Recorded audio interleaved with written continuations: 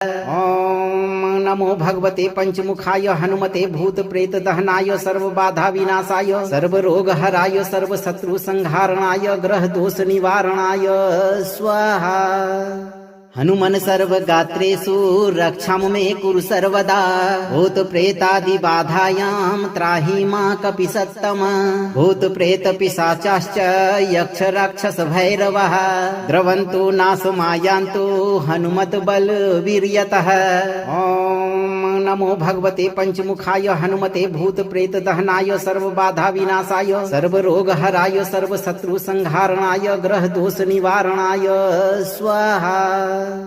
हनुमन सर्व गात्रेषु रक्षां मे कुरु सर्वदा भूत प्रेतादि बाधायां त्राहि मा कपिसत्तम भूत प्रेत पिशाचाश्च यक्ष राक्षस भैरवः द्रवन्तु नाशमायान्तु हनुमत बल